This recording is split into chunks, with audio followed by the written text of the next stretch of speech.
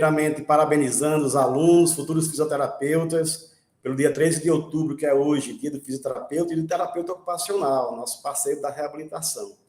Então, é um dia realmente muito especial para todos nós, quando fazemos 53 anos da profissão de fisioterapia. Profissão que foi criada em 1969, hoje está fazendo 53 anos, junto com a terapia ocupacional. Então, para marcar esse dia, né, essa data comemorativa, várias instituições pelo mundo afora, pelo Brasil afora, melhor falando, está comemorando o dia do fisioterapeuta. E não podíamos passar em branco, né, com esse dia tão importante. Por isso estamos promovendo esse evento, que se estenderá até amanhã de forma presencial, pela manhã no Auditório Central, aqui do UniRN, onde vocês vão ter diversas palestras bem interessantes, que toda a programação está no Instagram do curso, para quem não segue, @fisioterapia_UniRN. Está lá toda a programação. No site do UniRN também está toda a programação, com várias palestras interessantes. E à tarde nós teremos um workshop muito solicitado pelos alunos sobre APH, que são os primeiros socorros. A gente convidou o Resgate das Dunas, que é uma empresa muito conhecida aqui na cidade, que promove cursos para o bombeiro, para os hospitais, sobre esses cuidados pré-hospitalares, que são os primeiros socorros que as pessoas normalmente conhecem. Então, vai ser um workshop bem legal também amanhã à tarde, lá no Laboratório de Fisioterapia. Então, hoje à noite, nós convidamos uma pessoa muito especial, a doutora Kelly Gama, que é fisioterapeuta aqui da cidade do Natal, para abordar um tema muito interessante, que é a dor em evidência. Um evento que aconteceu semana passada aqui na cidade, lá na Associação Médica, que foi o simpósio A Dor em Evidência, que nós do UniRN fizemos uma parceria, e alguns alunos participaram lá do evento. Então, o evento foi fantástico, foram 2 dias de evento, mais um curso pré-congresso, que foi bem legal, um evento híbrido, que teve muitas pessoas online, participaram bastante, muito elogiado. Inclusive, hoje a doutora Kelly Gama esteve na TV, InterTV, dando entrevista sobre essa temática que é tão importante e relevante, não só para a fisioterapia, mas todas as pessoas que sofrem de dor crônicas, né? Então, realmente, esse evento que teve aqui em Natal foi de grande visibilidade para a fisioterapia e para o aspecto da dor crônica, um evento multidisciplinar. E eu estava nesse evento como convidado e fiquei encantado com a palestra da doutora Kelly, e como ela é amiga, a gente convidou ela para abrilhantar esse nosso evento, do Physio Day, com essa palestra de abertura, né? Então, eu trouxe ela aqui para o UniRN, ela não domina muito a tecnologia, então eu acabei que trouxe ela para cá, vocês vão vê-la aqui já, e é o tempo que o pessoal vai entrando. E aí a gente está aqui no UniRN, todo mundo preparado para realmente vocês terem uma noite muito legal. Está sendo gravada a aula, depois poderá assistir de novo. Quem perdeu não vai ter certificação, mas vai poder assistir.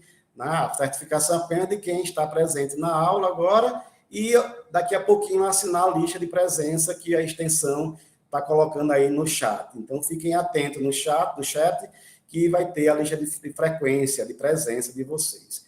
Amanhã, a partir das 8 horas, teremos continuidade ao Physio Day, com as palestras presenciais no Auditório Central, e lá na sua chegada vai ter um QR Code para você fazer o seu check-in e ter a sua presença. Então, cada check-in que você fizer, hoje, amanhã de manhã e amanhã à tarde, vai se somando, e no final você poderá ter até 12 horas de atividades complementares, né? Lembrando que é um evento que todo mundo foi liberado, todos os alunos foram liberados, então os professores estão cobrando presença amanhã de manhã, que as aulas foram liberadas, então vocês, além de fazerem um check-in para computar para as horas complementares, eu também vão fazer um check-in na disciplina que você tem ela na sexta-feira. Pessoal do estágio, pessoal do sexto, do quarto, do segundo períodos, todos devem fazer o check-in para contabilizar também como frequência das disciplinas da sexta-feira. Tá? Então, vai ser realmente um dia bem produtivo amanhã. Vai ser assim, sem comerciais. Então, traga sua barrinha de cereal, se tiver fome, come sua barrinha lá. Vai ter água, claro, para quem precisar, mas vamos aproveitar intensamente amanhã, né, para que todos possam ver palestras bem interessantes. Nós vamos trazer alguns ex-professores do UniRN que estão voltando amanhã aqui para rever os antigos alunos, os colegas professores e funcionários. a professora Adriana Jussara, será a primeira palestra da manhã, falando sobre PED-Suite na neuropediatria, um tema bem interessante, que vocês não têm acesso a essas informações na instituição, aliás, na faculdade. A professora Catarine vai estar de volta falando sobre a fisioterapia na UTI, pós-Covid. Professor Jorge Ivan, nosso antigo professor aqui da instituição, falando sobre o método Mackenzie nas radiculopatias lombares. Né? Vamos trazer um colega fisioterapeuta para falar de reabilitação vestibular. Então, realmente vai ter muita coisa boa. A professora Glenda vai estar falando sobre queimados. Então, realmente vai ser uma manhã bem produtiva. E essa programação foi feita por vocês. Os líderes de sala solicitaram nos grupos das salas que vocês sugerissem temas. Então, a gente ficou esperando essa programação, finalizar a programação. Por isso que só foi liberado hoje a inscrição, porque estava se fechando essa programação.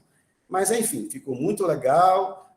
Os Instagram do curso está bombando aí de comentários da programação, que está muito legal. E aí, para não estender muito, muita gente já entrou aí. Daqui a pouco, quem for entrando, o núcleo de extensão vai aceitando. E não se esqueçam de assinar a lista de frequência, que vai ser disponibilizada agora no chat. Então, acompanhe o chat aí. No chat também, vocês poderão fazer perguntas. Eu vou estar aqui no meu celular assistindo a palestra e vou ficar anotando as perguntas que a doutora Kelly vai responder logo na sequência, certo? Então, vamos só testar aqui se a apresentação está visível para vocês, para que vocês possam me dar um feedback. Então, essa será a apresentação da doutora Kelly Gama, Dantas Nogueira, falando sobre a dor em evidência, né? Por uma vida sem dor. Então, a apresentação está ok aí, né? Então, vamos voltar para cá. E eu vou dar o local aqui para ela, o assento, para que vocês possam vê-la, a doutora Kelly, e logo na sequência eu abro a apresentação para que ela possa começar. Ok? Aproveitem, tenham uma boa noite e um bom evento.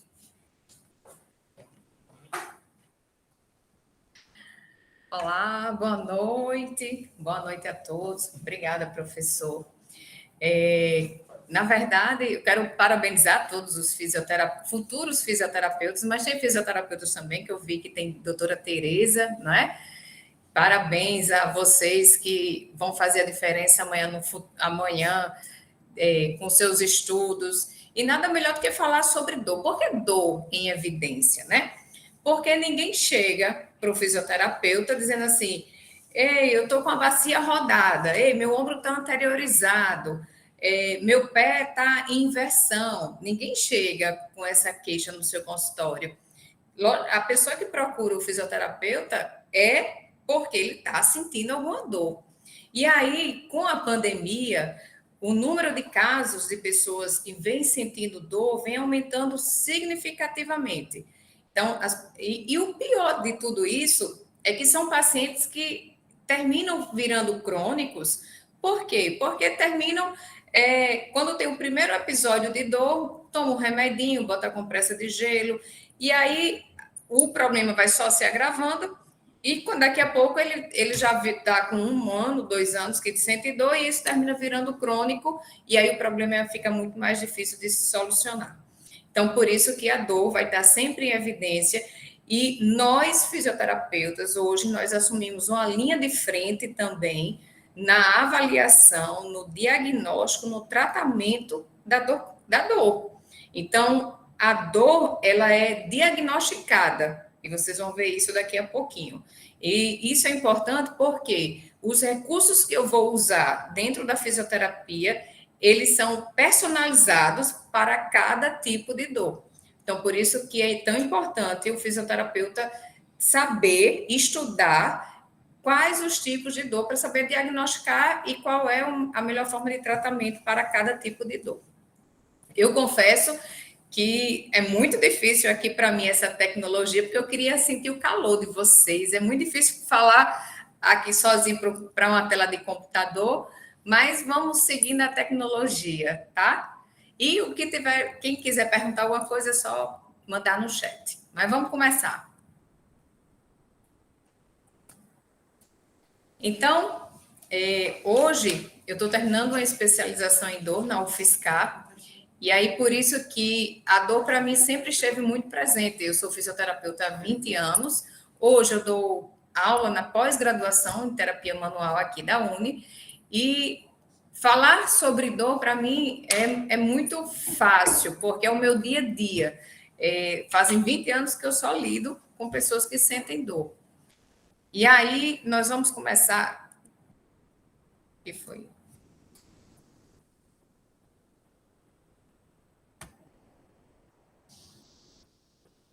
Está funcionando, não? Vai começar agora. Só um minuto, gente.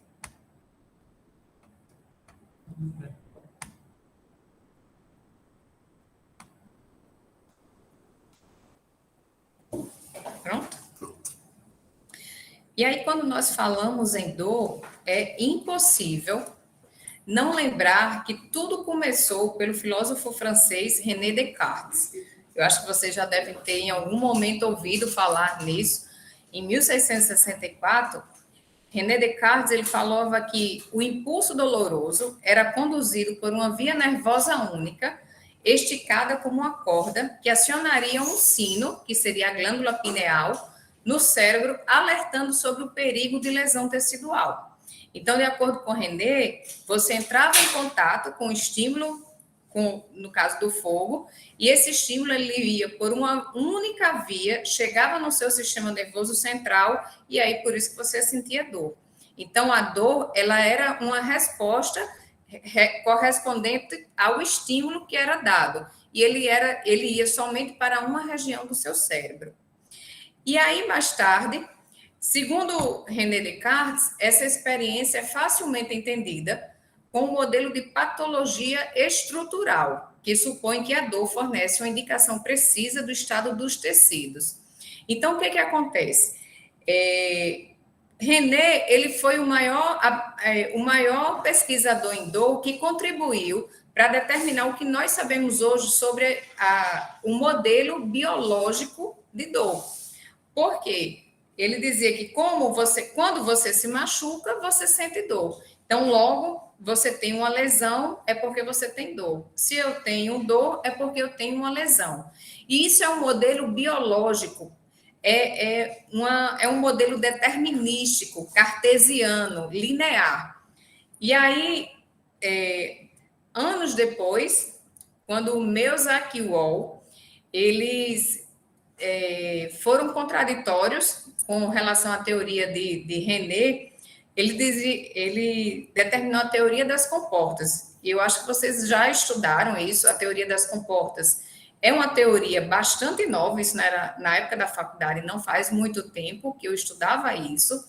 Isso era questão de prova, era a teoria das comportas. O que ela dizia? Ela dizia que eu tinha dois estímulos, eu tinha as fibras de grande calibre, que eram as fibras que aliviavam a dor, e as fibras de menor calibre, que eram as fibras nociceptivas. Então, elas disputavam entre si. Então, quando elas chegavam no corno da medula, a fibra de grande calibre, que eram mielinizadas e chegavam com maior velocidade, fechava a comporta. E dessa forma, as fibras nociceptivas não podiam entrar. Então, o que foi que Melzack determinou? A teoria de que nocicepção era igual a dor. Então, toda vida que você tinha um estímulo nociceptivo, você tinha dor. E aí, ainda bem que os nossos estudos foram cada vez mais se aperfeiçoando, a neurociência está aí para mostrar isso, mas 20 anos se passaram, e o que mudou? O que foi aperfeiçoado? Que hoje... tudo que nós sabemos é a teoria da neuromatriz. O que isso significa? Essa bola, ela significa o nosso sistema nervoso central, o cérebro. Então, o Melzack disse que a dor, ela não é um estímulo. A dor, ela é um output. A dor, ela é uma resposta do seu sistema nervoso central. Então, dessa forma, eu tenho várias vias, eu tenho várias...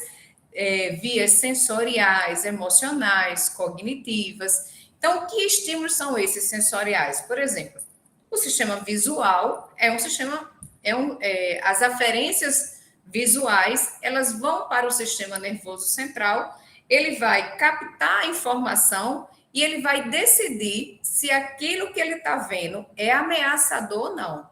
se aquele episódio ele vai lhe machucar ou não. E aí ele decide se ele vai jogar dor, estresse, emoção, ou ele vai alterar o movimento. Então, eu quero chamar a atenção nessa teoria da neuromatriz, porque nós fisioterapeutas, nós somos muito nocebentos com nossos pacientes. Quando nós falamos assim, fulaninho, não suba a escada não, por causa do seu joelho, ou não dobre seu joelho, se você levantar o ombro, você vai terminar de romper o ombro. Então, nós temos que ter muito cuidado com todas essas informações, porque são estímulos sensoriais, e esses estímulos sensoriais que o paciente está escutando, que o paciente está vendo, ele vai lá para o seu sistema nervoso central. É como se fosse o seu HD, e aí ele vai decidir se aquilo vai ser ameaçador ou não. Tá bom? Então, de acordo com essa teoria, não é necessário ter lesão para sentir dor. Isso aí é tudo que foi de mais revolucionário que aconteceu no mundo da dor. Porque eu posso ter dor, mas sem ter lesão. E eu posso ter lesão e não sentir dor. É estranho, né, isso? Então, vocês estão vendo esse emaranhado, o rapazinho pegando nessa teia, isso aqui é a neuromatriz. Então, essa teia cheia de neurônios, cada bolinha dessa colorida significa que é um neurônio correspondente a algum sinal e sintoma. Como, por exemplo, eu tenho a bolinha do medo, a bolinha da emoção, a bolinha da ansiedade, eu tenho o neurônio da dor, do movimento, do comportamento. Então, todos esses comportamentos, eles estão unidos numa única rede, nessa malha, que é a neuromatriz. Então, quando o estímulo chega, através desse, que vocês estão vendo, dessa linha branquinha, quando o estímulo chega no sistema nervoso central, ele vai para diversas áreas do sistema nervoso central. Então, ele ativa todos os sentimentos, todos os sentidos do paciente. Então, no que você mexe no movimento, você mexe na dor, você mexe na emoção, você mexe no medo, você mexe no comportamento do indivíduo, você mexe nos fatores cognitivos, no que ele acredita que aquilo realmente é ameaçador ou não. Então, essa neuromatriz, ela veio nos explicar muitas coisas do nosso dia a dia que até então nós não compreendíamos. Então, segundo a teoria da neuromatriz, a dor, ela é produzida pelo resultado de uma rede neural, essa rede neural que vocês estão vendo aí na tela, e não diretamente pelo estímulo sensorial, evocado por lesão, inflamação ou outra patologia. Ou seja, você pode ter lesão, inflamação ou qualquer outra patologia e não ter dor, porque a dor ela termina sendo o produto final do que o seu cérebro acha que aquilo é ameaçador ou não. E aí, hoje vocês vão ouvir, a partir de hoje, vocês vão ouvir muita gente falando assim, os aspectos multidimensionais da dor. O que isso quer dizer? O que isso significa? Que quando o estímulo sensorial ele chega na região do tálamo, o tálamo ele funciona como hub. Então, ele vai distribuir esses estímulos para diversas partes do seu corpo. Então, ele vai distribuir o estímulo para uma área do córtex, chamado córtex somatosensorial, que é a região de S1 e S2. Nessa região, nós temos o componente sensório discriminativo. É aqui, nessa região, que o paciente ele sabe determinar onde dói, o local que dói e o tipo de dor. Então, quando o paciente ele diz assim, olha, minha dor é no ombro e ela dói igual uma agulhada, é uma alfinetada, é um formigamento. Isso vem lá do seu córtex somatosensorial. E, ao mesmo tempo, esse mesmo estímulo, ele vai para a área do córtex pré-frontal, que é o que tem um componente cognitivo avaliativo. Aí o paciente é aquela região onde tem as memórias que o paciente já teve, as experiências que ele já passou. Essa é a parte cognitiva do que ele vai planejar e analisar a situação. Então, quando nós falamos em dor, a dor é um aspecto de aprendizado. Então, eu aprendo a sentir dor. Como assim? A dor, por exemplo, vou dar um exemplo no dia a dia, tá? Um paciente vai fazer um agachamento, tá lá no seu consultório e ele vai agachar.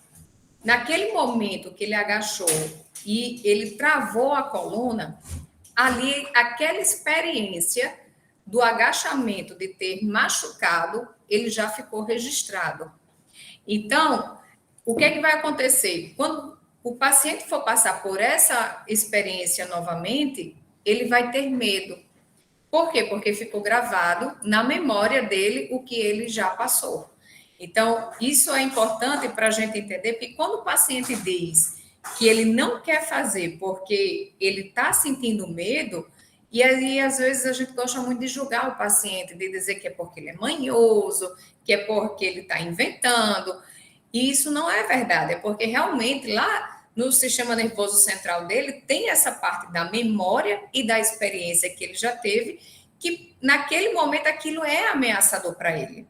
Então, eu tenho pacientes hoje que chegam e dizem: você não bote avanço para eu fazer, porque só em ver você fazendo um avanço, eu sinto dor. E não precisa ter estímulo. E o estímulo também vai para o componente afetivo emocional, que são as emoções, o sofrimento, a tristeza. Então, vejam que todos esses aspectos, quando vem o estímulo doloroso, ele não vai para uma única região do seu sistema nervoso central. Então, ele acomete vários sentimentos ao mesmo tempo. E aí? O que é que vocês acham? O que é que a gente vai fazer, então, com o Bill de Descartes, né? Porque nós já vimos que a nocicepção não é igual a dor não é nocicepção. Eu posso ter dor e não ter lesão, e eu posso ter lesão e não ter dor. E aí, agora? Tudo que eu mais acreditava era que se o paciente está sentindo dor, é porque ele tem algo que está machucado ali, não é? E aí, o que que nós fazemos, hein, professor? A gente joga Descartes fora ou a gente recicla? Eu acho que está na hora da gente de começar a ressignificar os nossos conceitos. Não desaprender o que nós aprendemos, mas começar a ressignificar justamente o que nós vemos hoje na prática com o nosso paciente, tá? E aí, quando você vai para o conceito da dor, ela é uma experiência sensitiva e emocional. Então, quando eu falo que ela é sensitiva e emocional, isso dá muita subjetividade à dor. Então, a dor ela é subjetiva. Então, se o seu paciente ele está dizendo que ele está sentindo dor, essa dor ela é real. Ele realmente ele tá sentindo. E isso é muito engraçado, porque todo mundo tem alguém em casa que sente dor, né? Alguém tem uma mãe que é enxaquecosa, tem uma avó que tem dor no corpo todo. E as reclamações são tão constantes que a gente termina acreditando, a gente pensa, na verdade, nós julgamos que essa dor é inventada, é porque ela quer ganhos secundários, ela quer a atenção do filho, né? Essa dor é psicológica. E eu vou pedir, por favor, vocês que são nossos futuros fisioterapeutas, nunca diga isso ao seu paciente. Nunca duvidem da dor que o paciente está relatando. O que ele está relatando é real. E acreditem, porque isso é muito importante para ele. É você validar o sentimento dele. Justamente porque as pessoas têm limiares diferentes de dor. Cada pessoa reage de forma diferente a cada situação dentro do seu contexto social. Então, a dor ela é desagradável, associada ou semelhante àquela associada a uma lesão tecidual real ou potencial. Então, você pode ter uma lesão e ter dor, mas você pode ter um potencial e não ter dor. E quando eu falo em potencial, é a percepção de que o tecido está sob ameaça. E aqui é mais reconceitualizando a dor, é só para frisar mais o que eu venho falando desde então, que aspectos psicossociais no contexto que cada indivíduo está passando nesse momento, contexto como a atenção, as expectativas, a ansiedade, os estímulos sensoriais do corpo, as experiências que o paciente já passou, os fatores culturais, o seu trabalho, o fator social, as expectativas sobre o que ele acha que aquilo é perigoso, o que é que ele acredita, as suas crenças. Então, veja que é um campo muito abrangente. Tudo isso são entradas, são estímulos, são inputs que vão chegar no sistema nervoso central e ali ele vai determinar, ele vai ver o quanto aquilo realmente é ameaçador ou não. Então, se o sistema nervoso central ele perceber que aquele estímulo é um perigo implícito, ele vai jogar dor. Ele vai ter dor como a saída, tá bom? E aí, essa imagem, para mim, ela é perfeita, ela mostra exatamente tudo isso que eu estou falando. Vejam olha a lesão que existe na perna desse senhor. Olha só. Vocês acham que ele está sentindo dor com tamanha lesão? Ou vocês acham que para ele o que é mais ameaçador é fugir do touro? Então, a neuromatriz ela vem justamente para nos explicar isso. A percepção implícita de ameaça foi muito maior fugir do touro do que aquela lesão na perna. O nosso cérebro, o nosso sistema nervoso central, eu não gosto muito de falar de cérebro, porque para as pessoas não acharem que eu estou dizendo que é psicológico, tá? Mas nós temos o nosso sistema de dor, que ele é o nosso cérebro. Então, o que o nosso cérebro, ele achar, ele decidir que aquilo vai ser prejudicial, ele vai jogar dor. E aí ele é um sistema muito passivo. E ele é passível de erros também. Então, tudo que ele recebe de informação, ele joga como resposta. E quem é que não lembra dessa imagem do nosso Anderson Silva, né? Todo mundo lembra dessa fratura na tíbia dele. Olha a cara de sofrimento do indivíduo. Vocês acham que realmente esse sofrimento dele foi por causa da fratura, porque ele estava sentindo dor, ou é porque ali ele sabia que a carreira dele já não seria mais a mesma? Eu não sei se vocês já passaram por isso, mas eu vou contar uma experiência que aconteceu comigo. Uma vez eu estava lavando louça e aí eu cortei o meu dedo, e aí foi um corte profundo, e aí eu comecei a chorar, a gritar, fui para o hospital, e eu chorava tanto, e aí o médico me sacudiu, ele me sacudiu, porque ele estava mais aguentando o meu choro, e ele fez, minha filha, você está sentindo dor? E aí quando eu parei, que eu pensei, eu fiz, não, eu não estava sentindo dor, mas a minha dor era o quê? Eu trabalhava com minhas mãos, e eu ia levar ponto, eu ia ficar com a mão imobilizada. Então, a dor que eu estava sentindo ali era a minha percepção de ameaça que eu ia passar um tempo sem trabalhar, e quando a gente não trabalha, a gente não ganha dinheiro.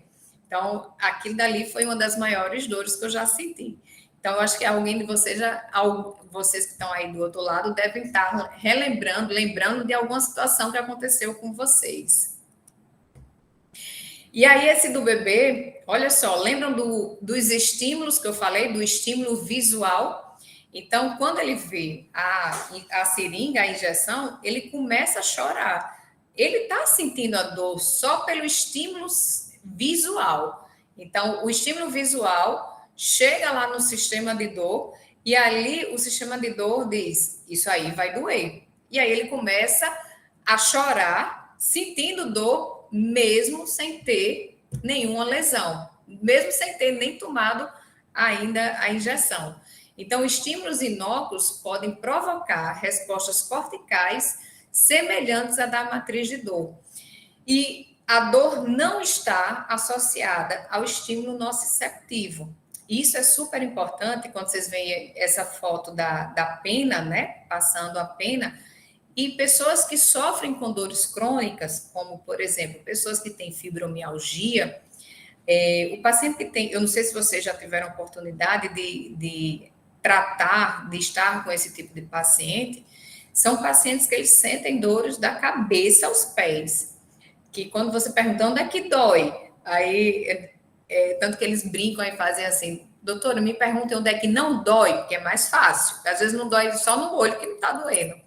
Então, são pacientes que dói no braço, que irradia, a mão formiga, dói a coluna, o joelho e a perna toda.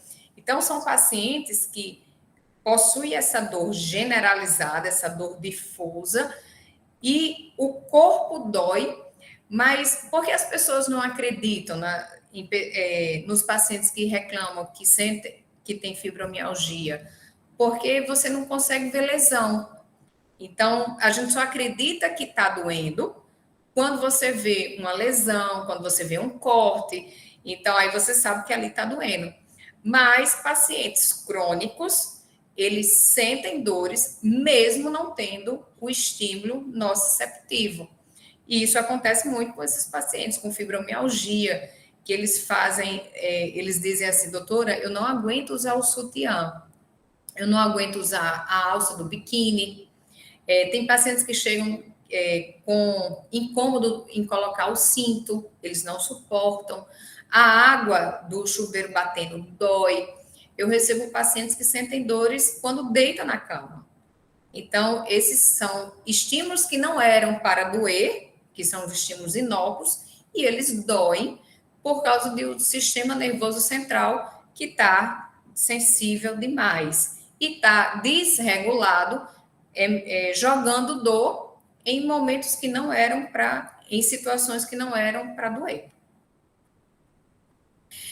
Gente, quem é que nunca pisou em casa num objeto que estava displicente andando e pisou num objeto, seja em qualquer. Aqui tem um Lego só para exemplificar. Vocês não já sentiram uma dor tremenda? Isso já aconteceu comigo. E aí você olha para o seu pé e você vê assim, vixe, nada aconteceu, não teve lesão. Mas a intensidade da dor, ela é muito grande. Parece que você fura o pé, mas quando você olha, você não tem nada.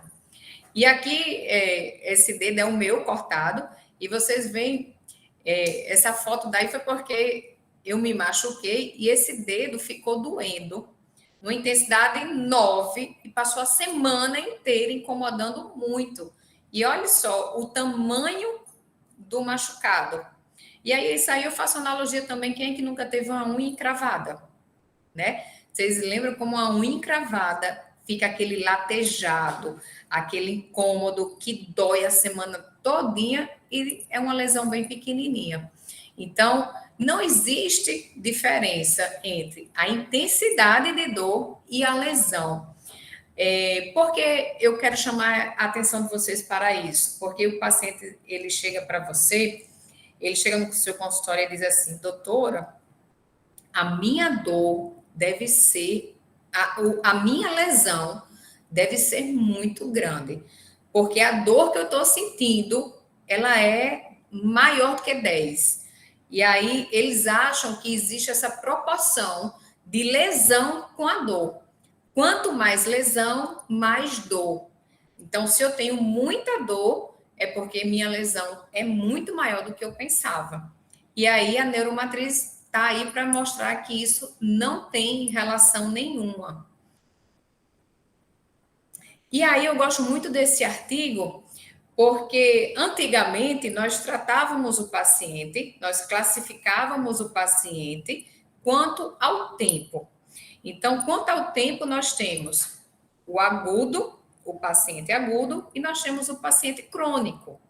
Então, quando o paciente ele entra em contato com a lesão, ele tem a injúria, então ele tem todo um processo que desencadeia o processo inflamatório. Então, ele tem aqueles processos flogísticos, o calor, o rubor, o edema e a dor, né? Esse processo agudo, ele é necessário acontecer e a dor aqui, ela precisa acontecer para quê? Para que haja uma cicatrização.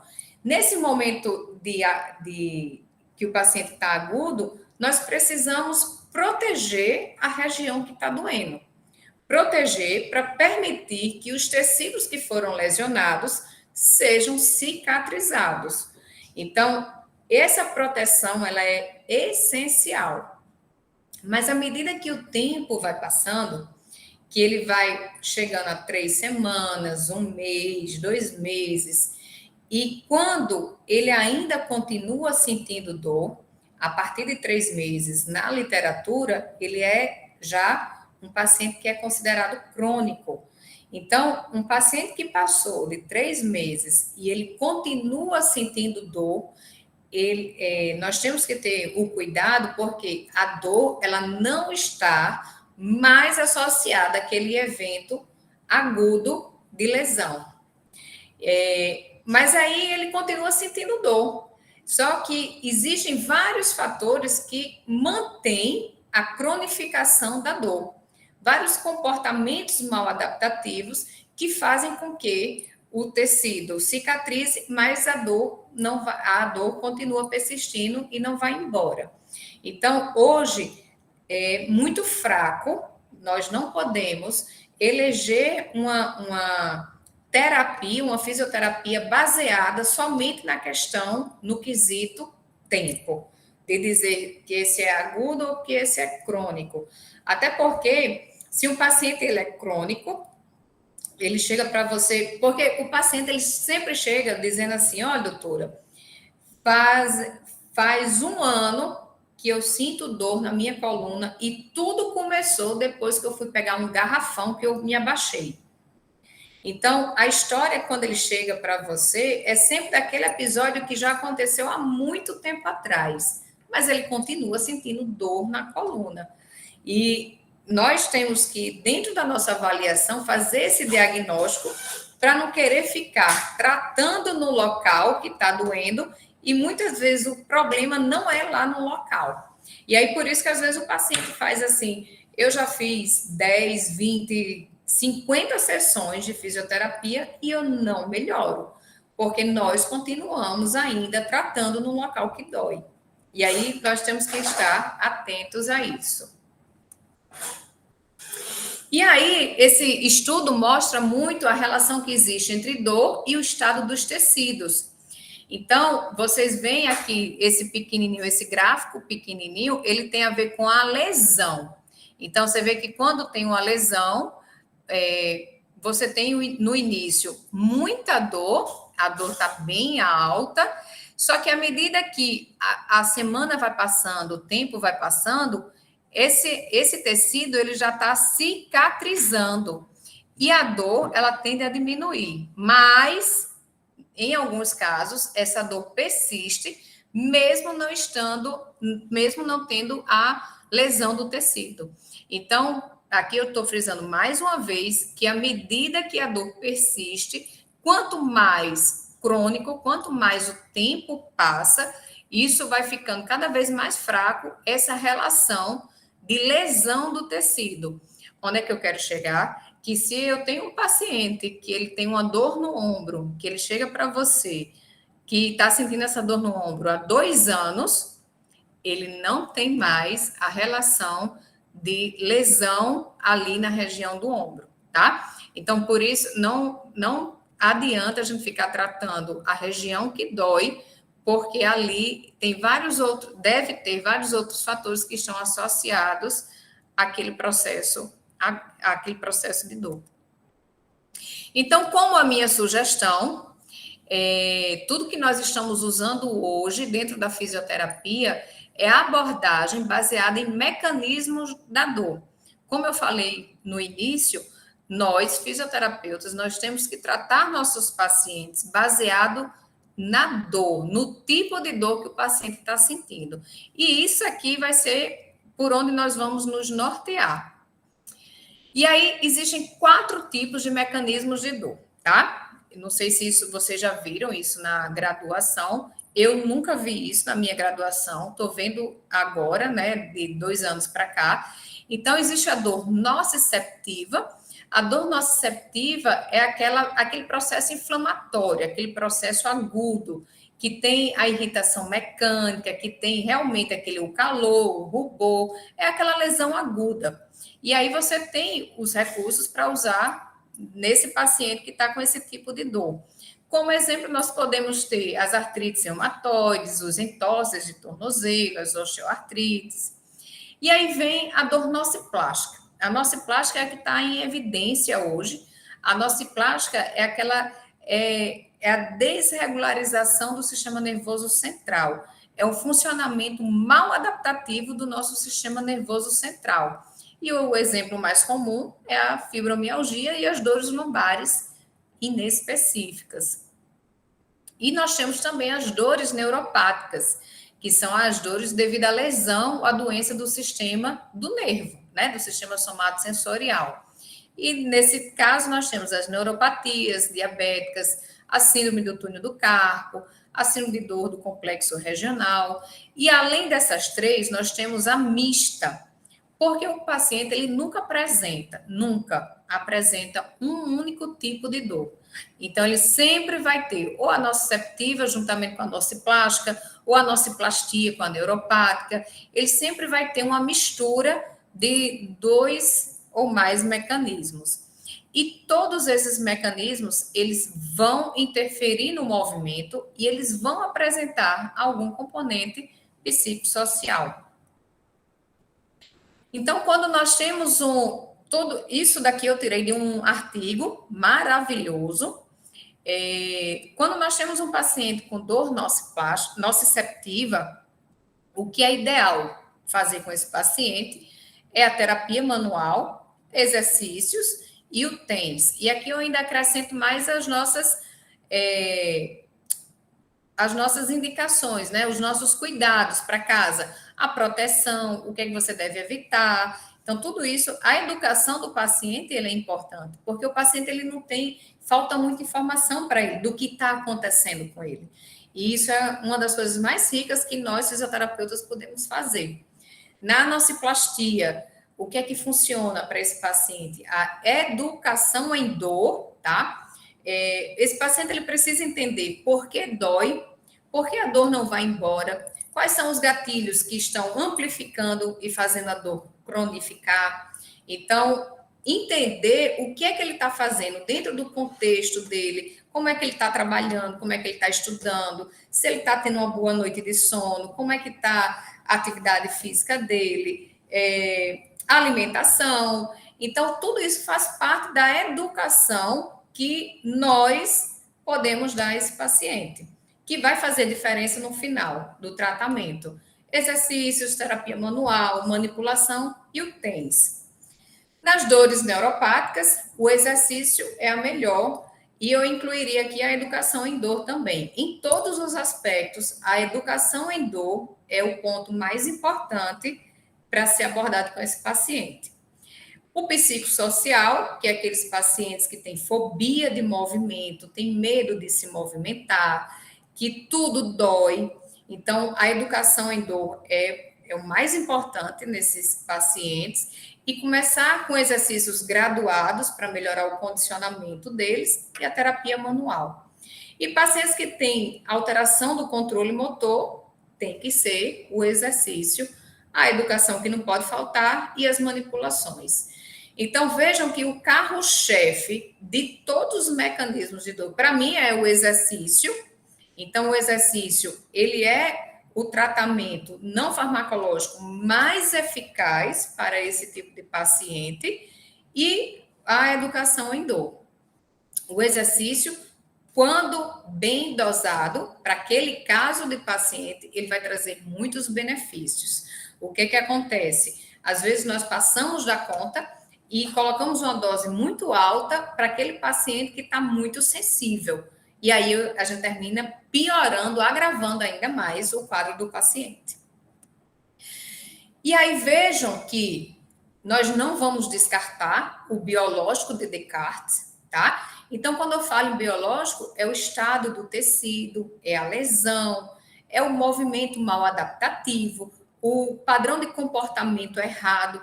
O paciente que tem dor, ele se move de forma errada, ele fica mais duro, mais rígido, mais tenso. Então, é a falta de força, mobilidade. Então, são alterações no padrão de comportamento desse paciente. Associado ao biológico, nós temos o padrão social, os aspectos sociais do indivíduo. E nós tivemos muito isso com a pandemia, que é o excesso de trabalho, a sobrecarga, o chefe, pressão do trabalho, se ele ia perder o emprego ou não, demissão, a família, os desajustes familiares, pais se separando. Então, tudo isso, esses aspectos sociais, eles são, sim, hoje, um dos componentes mais importantes dentro do paciente que tem dor, porque eles influenciam na intensidade e na manutenção da dor. E os aspectos psicológicos são as crenças que o paciente tem, de tudo que ele já ouviu, do excesso. Um paciente que é crônico, ele já passou por vários médicos, ele já fez excessos de tratamento, excessos de exames de imagem. Então, cada profissional diz alguma coisa. Um diz que é porque o pé dele tá invertido, o outro diz que é porque ele veio com a vértebra a mais. Então, tudo isso que o paciente vai acumulando como informação de cada profissional que ele vai passando, ele vai criando dentro dele muitas crenças, e essas crenças é que vão fazendo, piorando o padrão de comportamento dele. E juntando todos esses três aspectos, tanto biológico, psicológico e social, hoje, o que tem de mais atual, e vocês vão começar a ouvir isso na prática de vocês, é o modelo biopsicossocial. Não sei se alguém já ouviu, mas hoje esse é o modelo que eu trabalho na minha prática clínica, é olhar o paciente dentro de todos esses aspectos, tanto no biológico, psicológico e social. E todo paciente, ele vai ter os três aspectos. Só que alguns pacientes, eles vão apresentar um aspecto biológico mais forte, outros que o processo psicológico que vai influenciar muito mais, e outros que você vai ter um aspecto social bem mais intenso, tá? O professor Robson já está dizendo aqui, já está na hora de terminar. Então, o modelo, resumindo, o modelo biopsicossocial, ele tem essa influência nos três aspectos. No biológico, porque ele inicia, mantém e modula as alterações físicas. No psicológico, ele vai influenciar na avaliação e percepção dos sinais fisiológicos. E no aspecto social, ele vai mediar as respostas comportamentais do paciente, a percepção de suas alterações físicas. Então, esse modelo biopsicossocial eu posso usar tanto nas dores agudas quanto nas crônicas. E ele é totalmente amparado por evidências científicas que os suportam e permitem compreender a dor em todas as suas dimensões, tanto nos aspectos biológicos, culturais, sociais, afetivas, cognitivas, econômicas e espirituais. Hoje, nós já estamos falando até dos aspectos, além do biopsicossocial, tem os aspectos espirituais. Isso não tem a ver com a religião, e sim com o indivíduo, é a relação do indivíduo com ele mesmo. Isso vai estar muito forte a partir do próximo ano. E abordar a dor, considerando essas dimensões, permite uma melhor compreensão desse fenômeno, bem como uma maior eficácia do seu tratamento. Então, a minha contribuição que eu deixo hoje para vocês é que quando nós temos um paciente que ele tem essa dor persistente, que nós chamamos de crônico, nós sozinho, o fisioterapeuta sozinho, ele não consegue ajudar o paciente. Então, nós precisamos de toda uma equipe,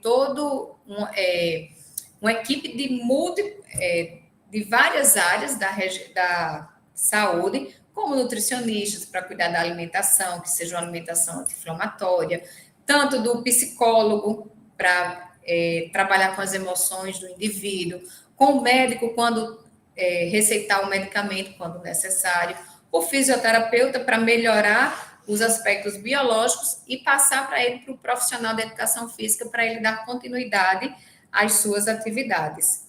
Então, esse é o trabalho que nós fazemos juntos, é a equipe multidisciplinar.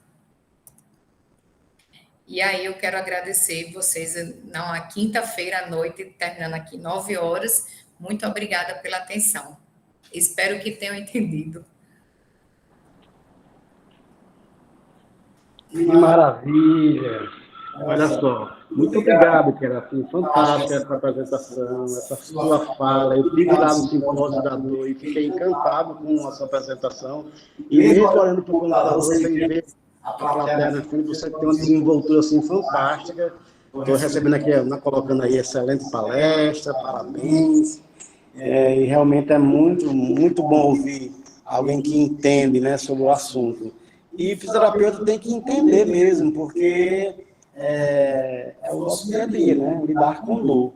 Dores agudas e as dores crônicas. Que a dor aguda a gente consegue aliviar com algum recurso terapêutico próprio da fisioterapia. Mas quando se pensa em dor crônica, a gente não faz sozinho, né? A gente vai ter que ter um aparato multidisciplinar muito grande para poder ajudar esse paciente. E é muito bom a gente ter essa visão, porque você não consegue fazer nada sozinho. E, inclusive, o paciente tem que ter noção disso, para que ele possa ser o corresponsável pela sua melhora da dor. Né? Então, a educação, como você bem frisou na sua apresentação, ela é fundamental. O paciente tem que contribuir com o tratamento. Porque não adianta você passar 1 hora com ele, aliviando a dor, e as outras 23 horas e desfazer tudo que o fisioterapeuta fez, né? Então, eu sempre utilizei essa premissa também de que o paciente ele é corresponsável. Então, tá de parabéns, achei fantástico. Tem várias mensagens aqui, elogiando a palestra. E aí eu queria que vocês perguntassem, pessoal. Eu estou aqui no celular só de olho no chat, mas vocês podem perguntar aí também, que eu vou abrir o chat ali para a doutora Kelly visualizar. Tá bom? Podem colocar aí no chat que a gente vai lendo aí.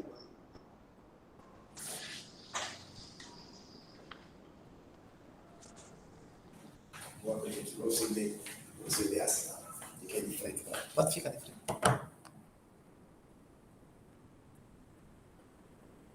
É aqui.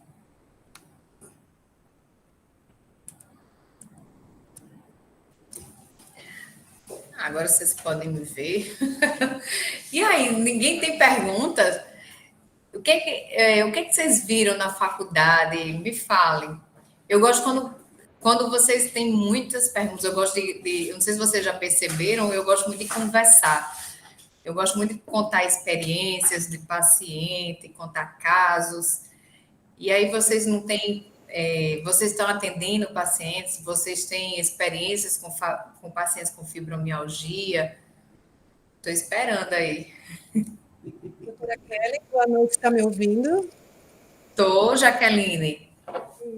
Primeiro, parabenizá-la pela excelente palestra, gostei muito mesmo. E aí, assim, Obrigada. meu questionamento é assim, no teu dia a dia, né, você falou desses aspectos que não é exatamente a lesão em si, mas tem toda a questão biopsicossocial. Então, é todo um contexto em volta, não é a dor em si ali, aquela lesão, porque às vezes a lesão já foi resolvida, mas o paciente continua sentindo dor. Como é que você trata isso no teu dia a dia, assim, trazendo uma experiência de único que você realmente conseguiu, né, junto com ele, desenvolver um trabalho e conseguiu aí mudar esse quadro de algia? Jaqueline, lembra que eu falei que nós trabalhamos com o cérebro, né? O nosso sistema de dor, o cérebro, ele é um sistema que emite dor. Então, ele é igual ao pulmão, ao coração, ao rim, ele é mais um sistema. E aí, o que acontece? Esse sistema, quando ele serve para nos proteger. Então, sentir dor é bom, não é ruim. Eu preciso sentir dor para eu me proteger. Então, por exemplo, eu tenho uma vela, se eu for botar o dedo, eu tiro porque eu preciso me proteger para não queimar meu dedo. Então, o que acontece? O meu sistema de dor, ele emite dor somente quando eu entro em contato com algo que vai me machucar.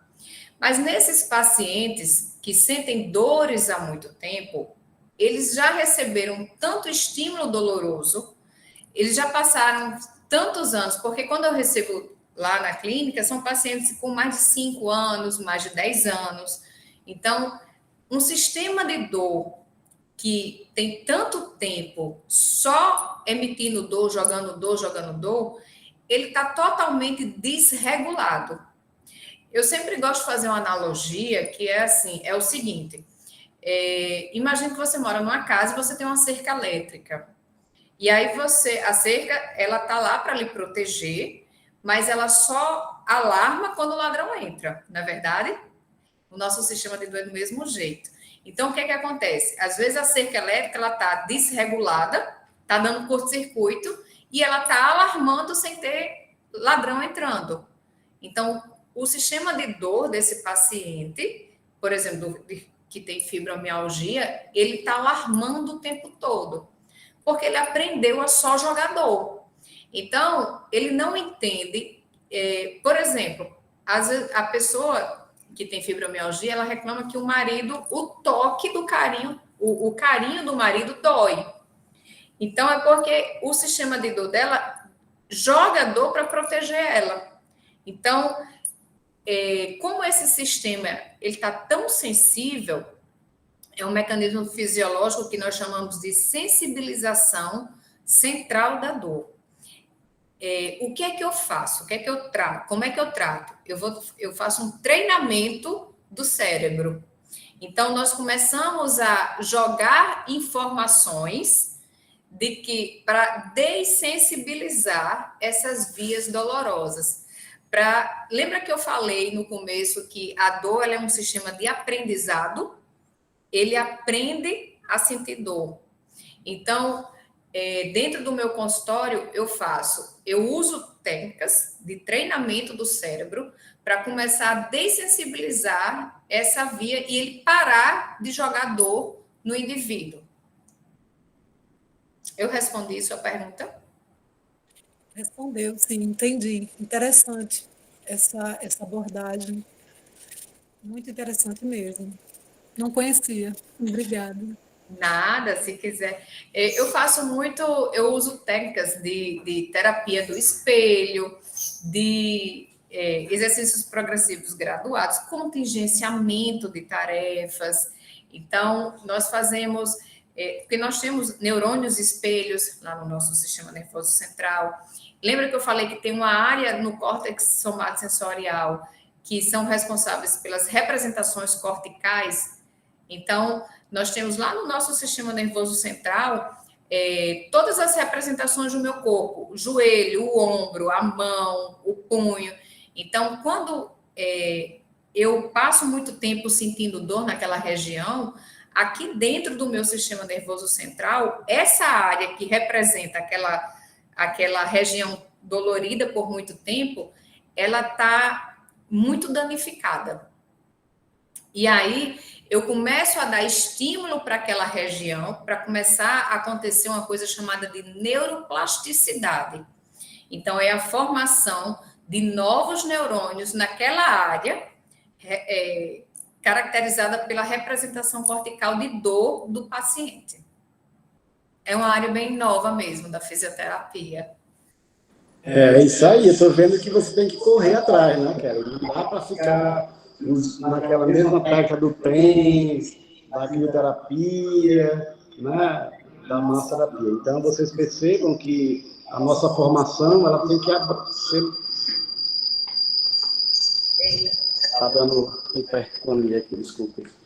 Então, a nossa formação, vocês têm que crescer a mente, abrir a mentalidade, né? Não dá para ficar só no aprendizado básico da instituição. Mas o professor não tem que vir na formação, senão não dá, senão não seria 5 ou 10 anos. Né? Então, são, através de palestras como essa, a doutora Kelly com certeza não viu nada disso na faculdade, de correr atrás, de fazer cursos, de se especializar. Né? Então, ela já tem especialização e tem buscando mais uma outra. Então, não para, a gente não para.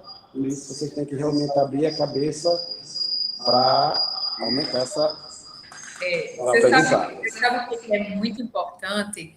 É a gente não se contentar só com aquilo, porque, assim, nós temos 20 anos de clínica, né? De atendimento, de prática. E aí, porque eu sempre fui buscar algo a mais? Porque eu comecei a perceber que aquela fisioterapia que eu fazia, gente, há 20 anos atrás eu fazia exatamente a fisioterapia convencional. O TENS, o gelo, o ultrassom, a cinesioterapia. E aí a gente começa a sentir que aquilo já não é mais o suficiente.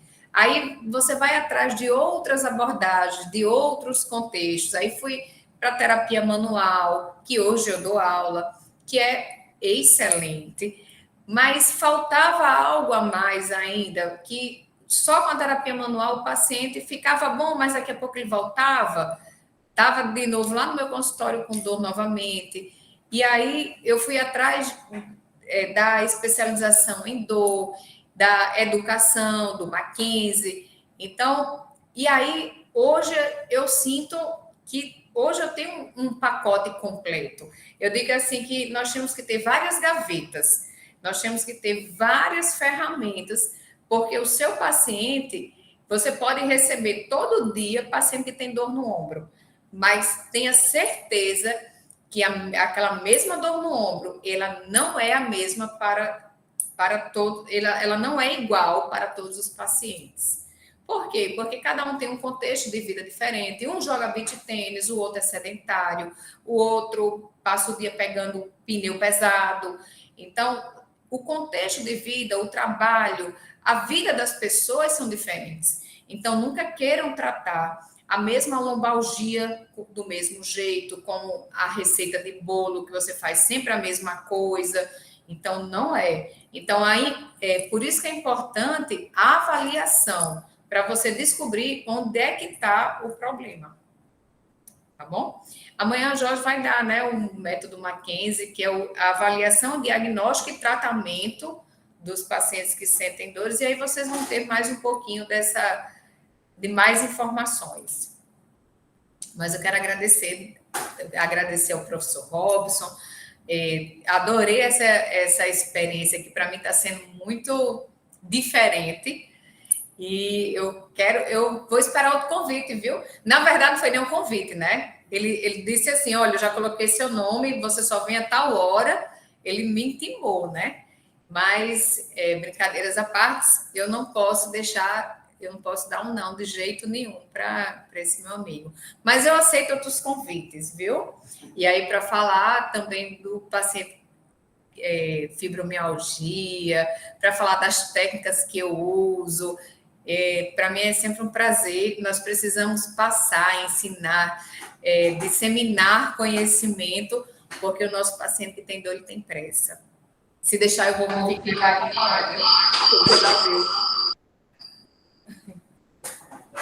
vou chamar, ele vem para cá, tá? Boa noite, pessoal. Obrigada a todos por estarem aqui nesse horário. Foi um prazer, tá?